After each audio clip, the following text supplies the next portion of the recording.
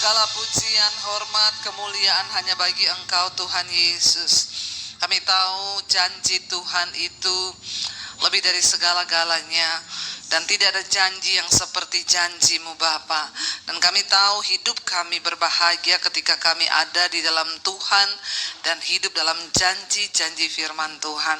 Karena itu Bapa, ajarkan kepada kami apa yang harus kami lakukan untuk hidup kami ini boleh berkenan di mata Tuhan. Urapi hamba-Mu yang tidak ada apa-apanya, urapi setiap kami. Kami sudah datang memberi waktu ke tempat ini. Karena itu kami juga mau memberi perhatian, fokus kami, pikiran kami, hati kami untuk mendengarkan firman Tuhan. Segala hal yang tidak membuat kami fokus, kami tolak di dalam nama Tuhan Yesus. Kami buka hati bagi firman-Mu, yang percaya Tuhan di tengah kita memberkati kita. Mari katakan bersama. Amin, amin. Silakan duduk Bapak Ibu, Shalom. Bagaimana kabarnya? Luar biasa ya. Dan hari ini tema firman Tuhan itu ya dari gereja adalah menjadi keluarga yang memenangkan jiwa ya. Bapak Ibu, berapa banyak di antara saudara yang sudah menghidupi ya amanat agung Tuhan ini untuk memenangkan jiwa-jiwa? Saudara sudah melakukan itu atau ya hanya sekedar ya dengar aja sih selama ini diajarkan, tapi ya nanti dulu. Memang tidak mudah saudara untuk melakukan amanat agung Tuhan ini ya, tetapi mau atau tidak mau ini hal terpenting dari kekristenan. Amin. Kita mau ngapain di dunia ini? Cuma lahir, makan, besar, kerja, cari uang terus mati? Apakah hanya sesimpel itu Tuhan itu panggil kita untuk sungguh-sungguh percaya kepada Dia? Enggak. Ada satu tugas mulia yang semua orang Kristen itu harus hidupi. Mau saudara pendeta, mau saudara itu jemaat, mau saudara pengusaha, mau saudara guru, mau saudara itu apapun juga, satu saat ketika kita mati, kita semua akan ditanya tentang tugas ini. Amin. Ya, jadi nggak peduli ya, mau pendeta, mau jemaat, mau guru, mau siapapun juga, satu saat ketika kita menghadap Tuhan, ya Tuhan nggak akan tanya titel kita, Dia nggak akan tanya kekayaan kita, rumah berapa. Yang Dia tanya, selama kamu hidup, kamu sudah memenangkan jiwa atau tidak? Ini yang ini penting sekali Bapak Ibu. Ya, dan tidak boleh kita beralasan, oh saya kan bukan pendeta, saya nggak sekolah Alkitab. Karena kita semua terpanggil. Nah hari ini saya ingin kita semua mengerti, kita semua belajar. Jadi untuk memenangkan jiwa tuh nggak harus masuk sekolah misi dulu. Saya di Bandungan, saya mau daftar Bu, supaya saya bisa memenangkan jiwa. Nggak perlu. Nah hari ini saya mau kasih dari Alkitab firman Tuhan, bagaimana tips, bagaimana cara yang sederhana supaya kita ini bisa dipakai oleh Tuhan untuk memenangkan jiwa. Jiwa itu di mana Bu? Ya tetangga kita bisa. Jangan dulu mikir, makanya Tuhan utus aku ke bangsa-bangsa kejauhan. Ya, utus saya Tuhan ke Hong Kong, ke Amerika. Untuk apa? Memenangkan jiwa. Jauh sekali. Itu mau jalan-jalan pasti. Ya, puji Tuhan saya dan suami kemarin baru tadi malam tiba dari kota Tawau itu di Malaysia, itu Sabah ya. Agak lucu juga sih Bapak Ibu, kita ke sana itu dari Jakarta terbang ke KL dulu, Kuala Lumpur. Dari Kuala Lumpur kita cek imigrasi, ya kita terbang lagi ke Tawau itu. Kita balik lagi ke Indonesia. Karena Tawau itu dekat dengan Kalimantan, persis di ujungnya Pulau Kalimantan. Jadi kita ini cuma muter-muter di udara. Hampir 6 jam lagi penerbangannya.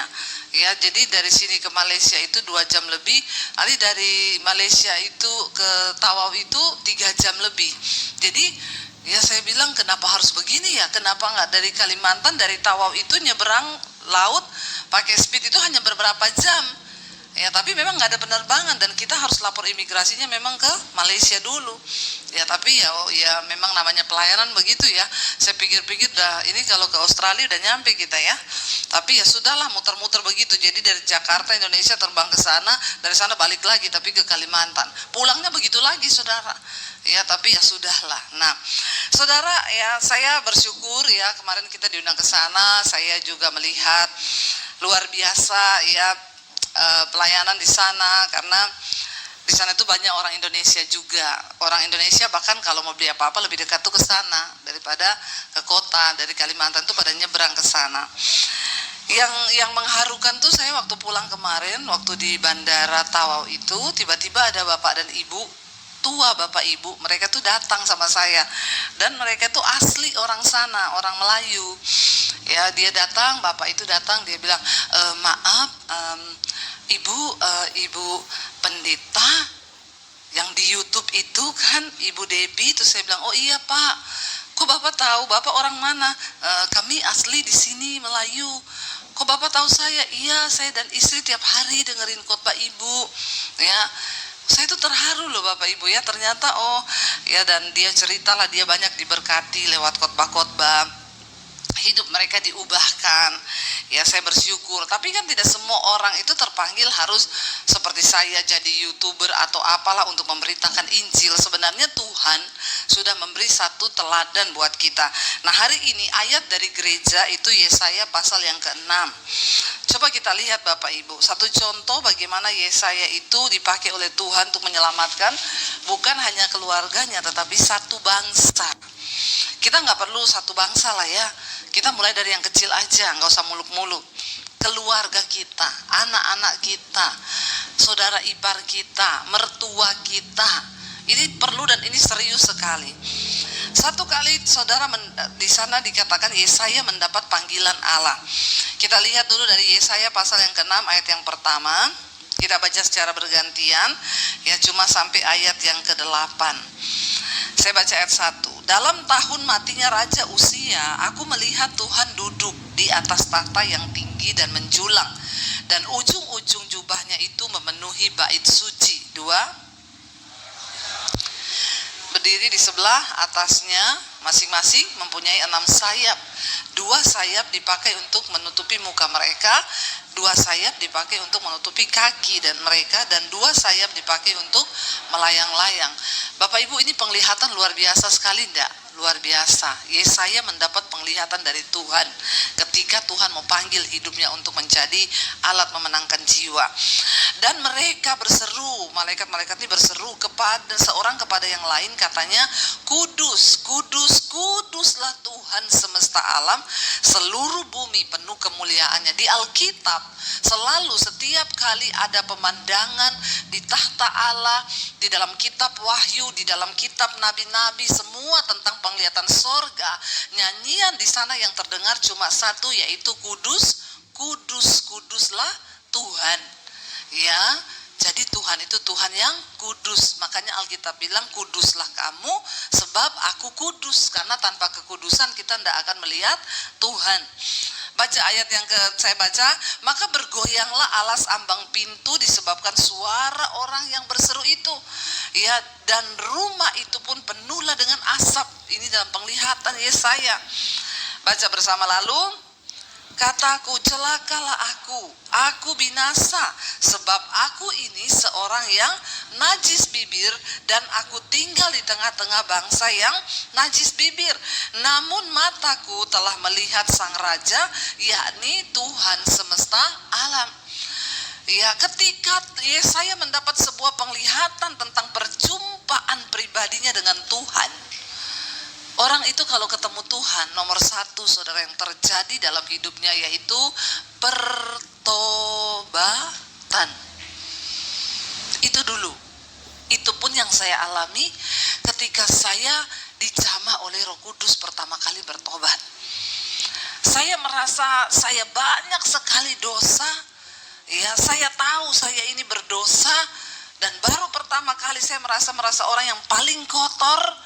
Kenapa? Karena waktu kita ketemu Tuhan, kekudusannya itu memenuhi kita, maka kita ini baru dibukakan. Kalau selama ini kita menjadi orang yang paling benar, merasa paling benar, menjadi suami yang paling benar, menjadi istri yang paling benar, menjadi orang tua yang paling benar, menjadi anak yang paling benar, belum tentu waktu kau ketemu Tuhan, mengalami kemuliaan Tuhan, disitulah baru kita akan merasa aku ini paling kotor, paling hina. Ketika kemuliaan Tuhan memenuhi Yesaya di tempat dia berada, pada waktu itu dia mendapat sebuah penglihatan dan asap kemuliaan Tuhan memenuhi semua rumahnya. Maka coba kita lihat ayat yang tadi, balik dulu ayat tadi yang dia bilang apa di sana? Celakalah aku pasti mati, aku pasti binasa sebab aku ini seorang yang najis bibir. Dan aku tinggal di tengah-tengah bangsa yang najis bibir. Dan sekarang mataku telah melihat sang raja, yaitu Tuhan semesta alam. Karena Alkitab berkata, kalau Tuhan itu berhadapan dengan manusia yang tidak kudus, maka dia pasti mati. Kenapa Tuhan tidak mau menampakkan dirinya muka dengan Musa? Tapi Musa hanya melihat bagian belakangnya Tuhan. Karena Tuhan bilang, kalau aku menyatakan diriku kepada kamu muka dan muka, kau pasti mati. Tidak ada seorang pun yang bisa bertahan berdiri dalam kemuliaan Tuhan. Dan Yesaya dari situ dia menyadari, dia bilang, celaka aku, mati aku, pasti binasa. Sebab yang pertama kali terjadi ketika orang berjumpa dengan Tuhan Yesus, dia bilang, aku ini seorang yang najis bibir. Ya, dia tuh suka ngomong yang kotor, mulutnya itu najis. Ya, mulutnya itu tidak dipakai untuk memuliakan Tuhan. Bahkan dia bilang, dan aku sekarang ini tinggal juga di tengah-tengah bangsa yang juga najis bibir, yang berdosa. Bapak Ibu, kita tidak akan pernah mungkin bisa dipakai Tuhan untuk memenangkan jiwa kalau yang pertama kita tidak ketemu dengan Tuhan secara pribadi. Yang kedua, kita ini belum bertobat. Mau seberapa puluh tahun pun Anda jadi Kristen, kalau saudara tidak bertobat dari mulut yang jahat, dari kenajisan, dari percabulan, dari hati yang kotor, dari amarah, dari kebencian, dari kepahitan, kalau tidak terjadi pertobatan dalam hidup kita, maka tidak mungkin kita bisa dipakai oleh Tuhan untuk menyelamatkan jiwa. Dan ini pekerjaan Tuhan gak bisa ditipu. Banyak pendeta pinter khotbah, iya, tapi ketika dia berkhotbah tanpa pengurapan pertobatan dari Tuhan itu, maka kadang orang juga gak bisa bertobat waktu dengar khotbahnya. Kenapa? Karena dia hanya berkhotbah dengan kepinteran. Mungkin dia bisa pinter ngomong, tapi orang yang sungguh-sungguh menghidupi firman, dia dalam pertobatan, setiap perkataan firman yang keluar dari mulutnya itu mengandung kuasa. Sehingga orang yang tadinya terikat dengan perselingkuhan, dengan kuasa gelap, mungkin sudah mau bercerai, waktu mendengarkan perkataan firman yang kita sampaikan, orang itu bertobat, masuk sampai kedalaman hatinya.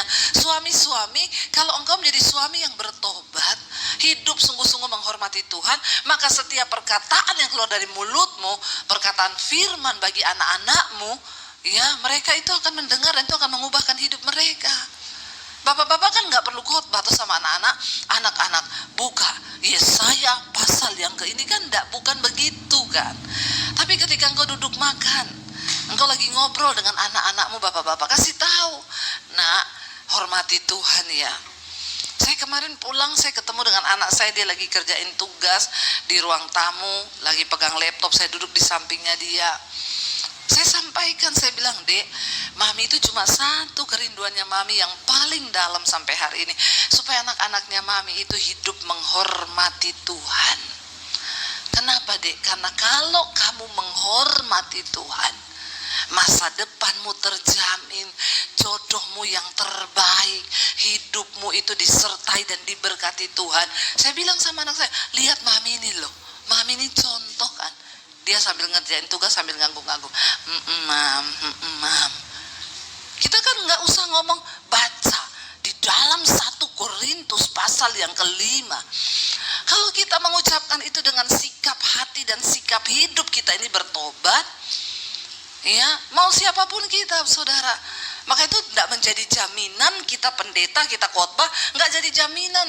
WL berdiri di sini pemain musik melayani Tuhan, nggak jadi jaminan. Kalau kita nggak bertobat, hidupmu nggak bertobat, pret, semuanya tuh pret. Malah kita nggak membawa persembahan yang berkenan sama Tuhan. Saya selalu bilang, kalau kau belum bertobat, mending jangan pelayanan, jangan, turun dulu aja. Ya, kalau kau masih jatuh bangun dalam perselingkuhan, jangan jadi pendeta, jangan jadi pelayan Tuhan di gereja. Pukulanmu banyak loh, pukulannya banyak nanti. Lebih banyak daripada jemaat.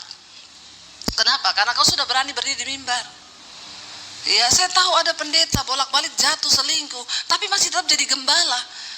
Dalam hati saya, kamu tuh mempermainkan Tuhan loh. Bejat, kamu tuh bejat. Kenapa kamu gak mundur saja, letakkan jabatanmu? Ya udah, lu cari kerjaan lain kek, jadi pengusaha, ya, atau jadi apa kek. Jangan berdiri di mimbar, ya, bolak-balik selingkuh, bolak-balik jatuh, ya, tapi tetap mau jadi gembala. Saya nggak tahu karena hitungannya banyak kali. Ya, hari-hari ini terjadi Bapak Ibu. Bagaimana mungkin kita ini bisa memenangkan jiwa kalau hidup kita sendiri saja belum dipulihkan? Makanya khotbah tentang memenangkan jiwa ini sulit, saudara. Ya, karena kita banyak Kristen tuh cuma datang duduk tiap hari Minggu di gereja. Banyak sekarang orang melayani di gereja, jadi tim PPW, jadi gembala, jadi pengkhotbah. Lah kan lucu, naif banget. Ya, semua tim pelayanan di atas mimbar ini, tujuan kita nih, pemusik, WL, singers, dengar baik-baik ya. Tujuan kita ini melayani Tuhan, bukan cuma gagah-gagahan pamer di sini, mau make up yang cantik, mau apa, no ya. Maaf ya, kalau kalian hidup tanpa pertobatan, maaf saudara, bagaimana mungkin kalian bisa membawa jemaat ketemu Tuhan, padahal kau sendiri belum ketemu Tuhan. Itu kan aneh. Amin. Ya, bagaimana mungkin seorang hamba Tuhan berkhotbah ngajak jemaat ketemu Tuhan, kalau dia sendiri juga tidak ketemu Tuhan, hidupnya belum berubah. Iya, ini omong kosong. Makanya kenapa gereja stuck? Kenapa kekristenan stuck? Bahkan semakin mundur hari-hari ini saudara. Ya, perkembangan jiwa itu tidak banyak. Yang ada cuma perputaran saja. Yang pindah dari satu gereja ke gereja yang lain, kepahitan di sini pindah ke sana, di sana kepahitan lagi pindah lagi. Dan kekristenan sekarang banyak yang sudah tanpa kuasa. Karena kita ini cuma muter-muter di situ toh.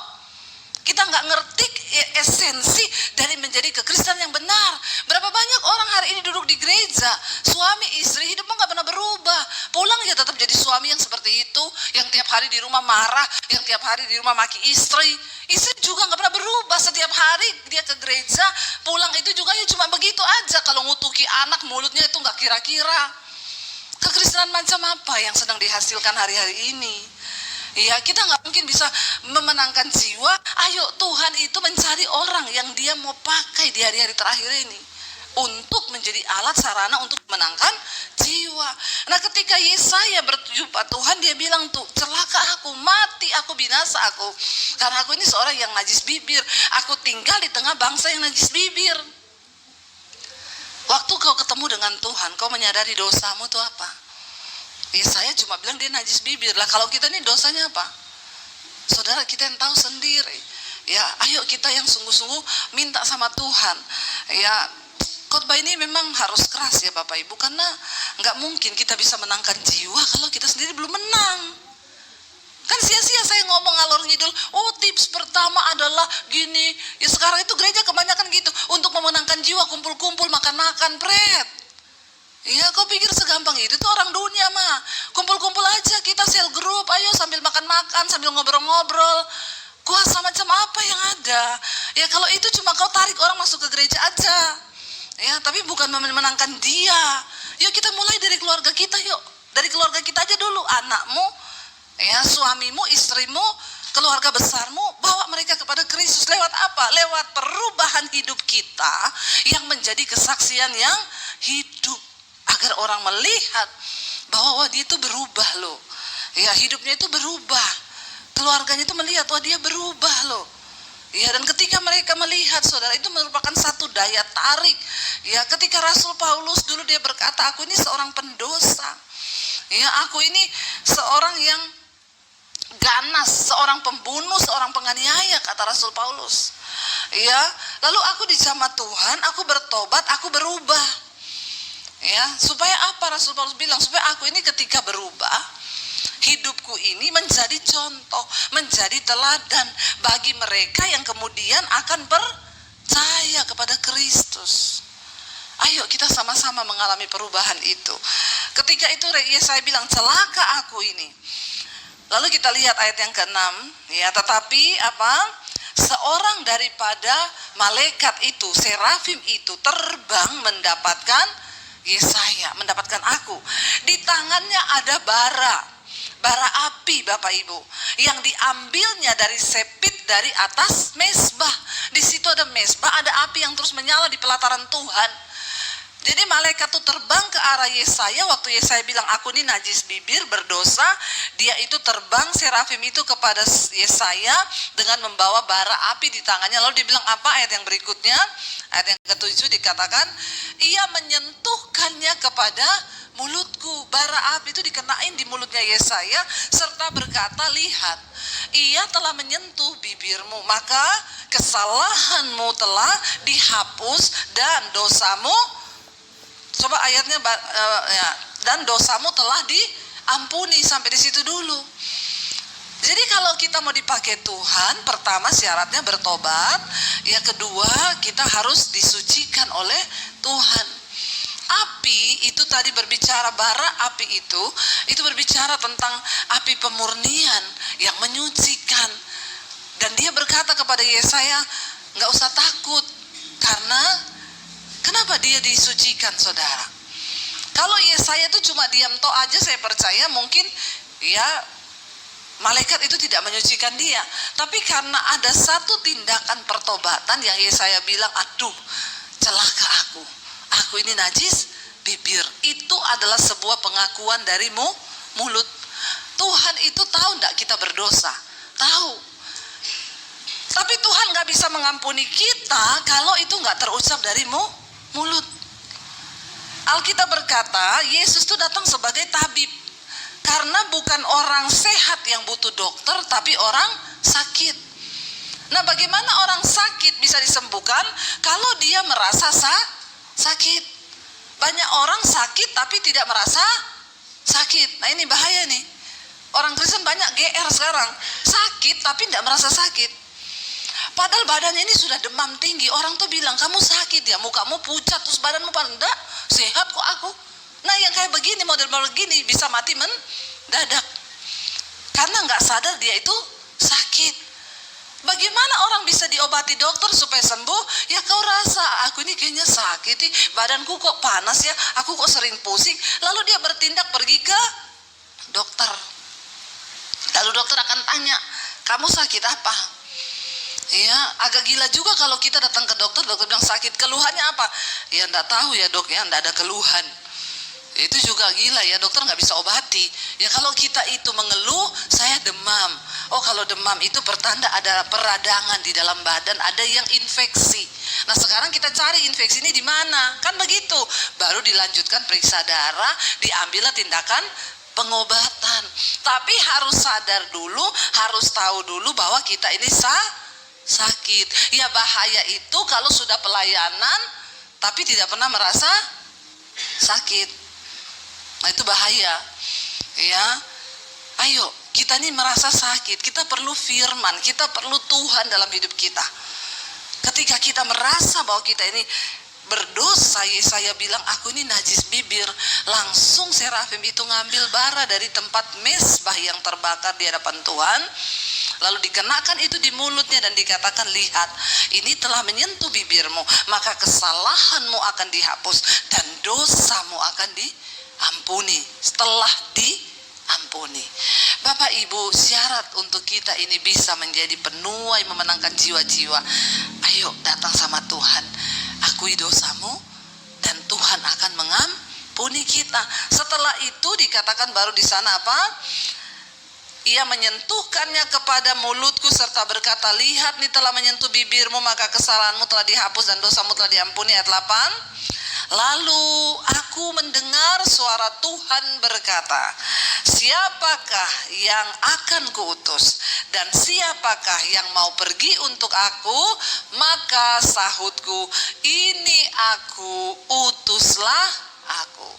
Karena dia sudah bertobat, dia sudah dikuduskan, maka ada sebuah wibawa ilahi dalam dirinya yang bisa berkata, ini aku Tuhan, utus aku. Kalau kita belum bertobat, kita tidak akan punya wibawa ilahi untuk membawa orang bertobat, Bapak Ibu. Karena setan akan menuduh kita, alah sok gaya-gaya suruh orang bertobat, lu aja homo. Alah sok gaya-gaya suruh orang bertobat, lu aja selingkuh. Alah sok gaya-gaya suruh orang bertobat, kamu aja punya kepahitan. Iblis itu kerjanya mendakwa. Makanya banyak orang Kristen hari-hari ini diajak, ayo ke gereja. Ah takut kak, kenapa? Masih banyak dosa. Takut banyak dosa tapi gak pernah mau datang sama Tuhan tuh berobat. Ya. Dan apalagi kita Bapak Ibu, ayo tidak ada jalan lain. Kita ini semua sedang mempersiapkan diri untuk masuk kepada satu hal yang namanya yang pasti, yaitu kematian. Di hidup ini gak ada yang pasti, cuma kematian tuh yang pasti. Pasti datang. Gak tahu kapan datangnya, tapi pasti datang. Bukan cuma yang tua harus bertobat, yang muda pun hari-hari ini harus banyak bertobat. Ya karena hari-hari ini kalangan muda tuh banyak sakit. Masih umur 20 udah cuci ginjal, umur 20 udah kena stroke. Ya kalau yang muda-muda bertobat, apalagi yang tua-tua ini juga. Ya, ada orang udah tua nggak mau tobat-tobat. Itu lagi yang bikin bingung. Udah tua banget sama istri tetap kasar, omongannya itu nggak dijaga. Udah tua loh. Ya, perlu diingetin kali, udah bawa tanah kau bertobat gitu ya. Kasih tahu. Kenapa? Kadang-kadang gak sadar diri kita ini. Jadi suami gak mau bertobat, jadi istri gak mau bertobat, jadi anak gak mau bertobat. Ya, ayo kita sama-sama bertobat. Cuma satu tujuan hidup dari kekristenan, kita ini ketemu Tuhan, hidup berubah, bertobat, lalu kita dipakai Tuhan untuk membawa orang lain datang kepada Tuhan. Itu tok goal dari kekristenan. Mau sehebat apapun orang jadi pendeta, gembala puluhan ribu, ya, kalau dia nggak membawa orang kepada Tuhan, percuma. Kalau dia nggak bertobat, percuma. Yang lebih mengerikan lagi, kalau lewat pelayanannya ada orang bertobat, tapi dia sendiri tidak. Nah ini lebih parah, lebih parah. Ya, pendeta khotbah tentang pertobatan, dia nggak bertobat. Orang yang dengar khotbahnya bertobat, karena orang itu buka hati. Lalu Tuhan selamatkan. Saudara yang main musik, yang saudara singers, ya, WL, ya, engkau pelayan di sini, orang yang dengar kau nyanyi diberkati bertobat, tapi kau tidak bertobat, udah habis celaka. Mending tidak usah pelayanan, tidak usah pelayanan. Hari-hari ini terlalu gampang orang naik di mimbar Bapak Ibu dengan kehidupan yang amburadul. Kita pikir Tuhan tuh siapa? Siapa Tuhan? Kita lagi nggak cari muka sama orang loh. Percuma pelayanan kalau nggak bertobat, buat apa? Mending nggak bertobat, mending nggak pelayanan. Ngapain kita pelayanan? Ya, nggak usah. Saya akan lebih memilih turun kalau hidup saya nggak bertobat. Buat apa? Apa yang kita cari sih? Ya, mau gagah-gagahan di atas mimbar? Apa yang kita cari? Dan kita menyakiti hati Tuhan. Buat apa kalau kita menyakiti hati Tuhan? Mari kita belajar hidup menghormati Tuhan. Dengan kita bertobat, tinggalkan semua dosa, baru kita bisa berkata, ini aku, utuslah aku. Sebab Tuhan selalu mencari orang, mencari mitra yang bisa dia pakai untuk bekerja bersama-sama di bumi ini, untuk menyampaikan semua maksud dan kehendak Tuhan atas dunia ini. Seperti halnya dulu Tuhan pakai nabi-nabi, Tuhan pakai Musa, Tuhan pakai Abraham, Tuhan memakai Elia, Tuhan memakai Yesaya, Tuhan memakai Rasul Paulus, Tuhan memakai Petrus, Tuhan pakai Lukas. Hari ini pun Tuhan masih cari. Ya dia cari Joko, dia cari Bambang, dia cari Pak Joni, dia cari Anda untuk bisa dipakainya. Ya, sebab dia tidak mau bekerja sendirian, saudara. Dia mau kita manusia ini menyerahkan diri. Dia juga nggak bisa paksa orang. Ya, tapi kuncinya, ayo kita bertobat, tinggalkan dosa, hormati Tuhan. Kenapa Bapak Ibu? Coba kita lihat bersama. Buka di dalam Yakobus pasal yang kelima ayat 19 sampai ayat 20. Ini juga ayat dari gereja saya diberi ya. Yakobus 5 ayat 19 sampai ayat 20. Kita baca bersama dengan suara yang keras. Sudah dapat? Yakobus 5 ayat yang ke-19 dan 20. Saudara-saudara, jika ada di antara kamu yang menyimpang dari kebenaran dan ada seorang yang membuat dia berbalik, ayat 20, ketahuilah bahwa barang siapa membuat orang berdosa berbalik dari jalannya yang sesat, ia akan menyelamatkan jiwa orang itu dari maut dan menutupi banyak dosa. Amin Bapak Ibu. Kalau kita tahu ada orang yang menyimpang dari kebenaran, ya, bahkan Alkitab bilang kalau kau tahu ada orang yang mau binasa, tapi kau biarkan dia, kau tidak tegur dia, kau tidak buat dia kembali kepada Tuhan, maka orang itu akan mati dalam kesalahannya, tapi kau akan dituntut pertanggungan jawab, karena kau tahu. Sebaliknya, kalau ada orang yang dia menyimpang dari kebenaran, lalu kita kasih tahu, tapi dia tidak mau bertobat, dia memilih untuk terus berjalan dalam dosa dan menyimpang, maka Tuhan bilang dia pasti mati, binasa dalam kesalahannya, tapi kita bebas dari pertanggungan jawab di hadapan Tuhan. Bukankah hari ini mungkin engkau melihat anakmu menyimpang? Saya banyak dapati orang tua yang tidak berani tegur anak berdosa. Kalau kau tahu anakmu menyimpang, kalau kau tahu anakmu berdosa, lalu kau tidak menegur, maka itu bahaya. Ada loh orang-orang tua yang tahu anaknya itu berdosa, tapi dia tidak tegur. Sebagai orang tua, panggil anakmu, bicara, kasih tahu firman. Makanya kita duluan yang harus bertobat, supaya kalau kita ngomong, anak melihat contoh hidup kita. Ya, jangan bapak tukang selingkuh ngomong sama anak, papa lihat kamu sama pacarmu kok sekarang hidupnya bebas banget ya, sudah kos tinggal bareng. Nanti anakmu bilang, bapak aja tukang selingkuh, ngapain negur-negur saya? Udah iblis menang di sini. Nggak ada otoritas Allah kita. Tapi kalau kita hidup dalam kebenaran, saya tahu banyak orang Kristen, anaknya dibiarin tuh.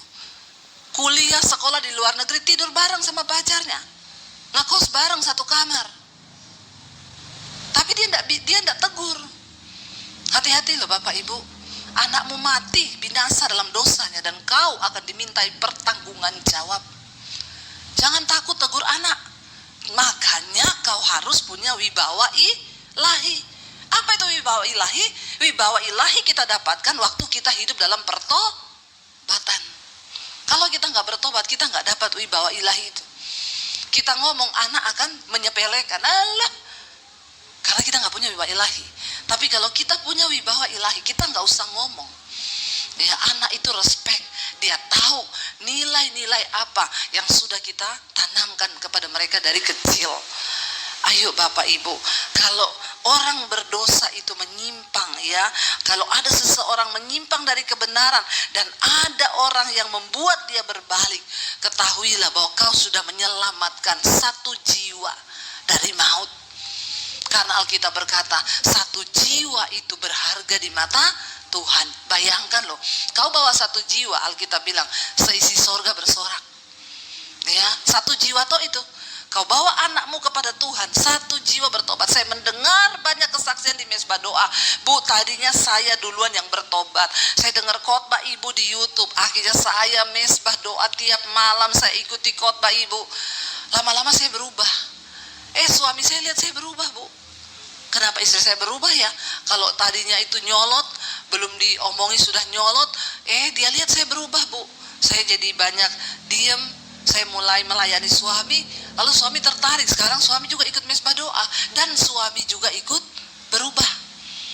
Karena pertobatan itu punya kuasa untuk menarik. Makanya Alkitab bilang, satu orang bertobat, seisi rumah akan diselamatkan. Bukan berarti satu orang tua itu bertobat terus yang lain berdosa selamat, kagak. Karena ketika ada satu orang bertobat, maka pasti juga akan ada yang ikut bertobat. Ketika istri bertobat, suami bertobat. Waktu suami bertobat, istri bertobat, anak-anak ikut bertobat. Tapi kalau kita biarkan semuanya hidup seperti itu terus, Kekristenan kita itu tidak ada gunanya Bapak Ibu. Kita ini sudah mengikut Tuhan yang luar biasa, dengan kuasa yang luar biasa. Betapa ruginya kita kalau kita tidak menyadari hal ini.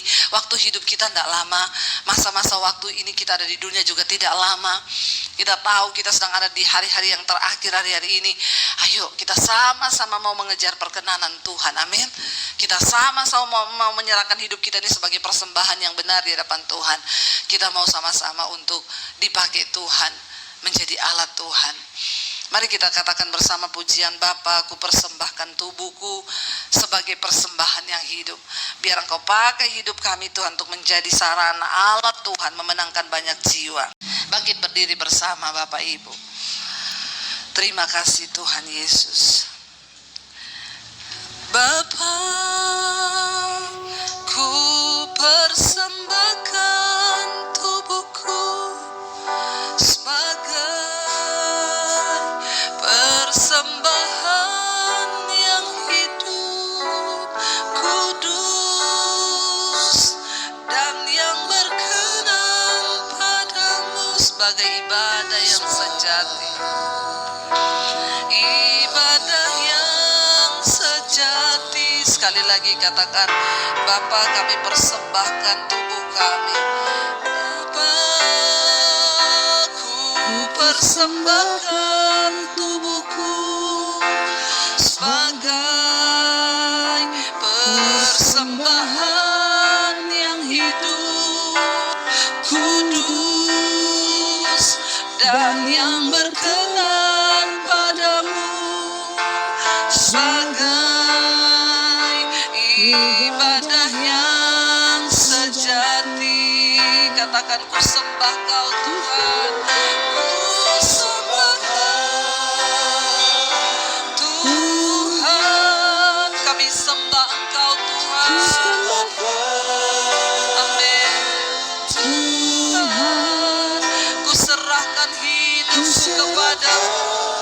Hidupku kepadamu untuk kemuliaan namamu Tuhan.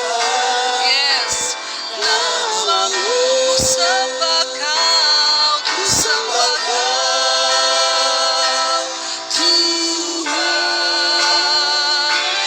ku sembah Kau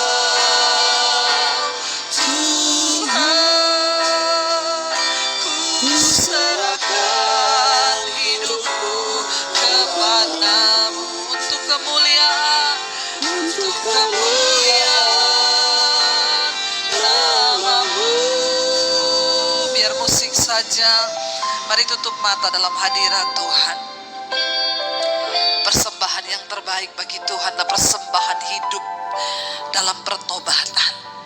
Tuhan gak meminta lebih dari apa yang kita punya. Dia cuma minta hidup yang Kau serahkan bagi Dia. Sehingga Kau berkata, ini aku Tuhan, seperti Yesaya berkata, aku ini orang berdosa. Celaka aku, mati aku, binasa aku. Tapi Tuhan berkata, aku menguduskan engkau dan dosamu diampuni. Waktu kita sadar kita berdosa, kita datang pada Tuhan. Minta Tuhan layakkan dan ampuni dosa kita. Bapak-bapak, sebagai kepala rumah tangga, engkau adalah imam di tengah rumah tanggamu. Tegur anak-anakmu yang berbuat kesalahan, bawa mereka kembali kepada Tuhan. Ibu-ibu, engkau juga adalah penolong dalam keluarga. Bawa keluargamu, anak-anakmu untuk menghormati Tuhan. Sebab tidak ada cara lain untuk kita diberkati dan bisa terus sampai pada garis akhir diselamatkan selain kita hidup di dalam pertobatan.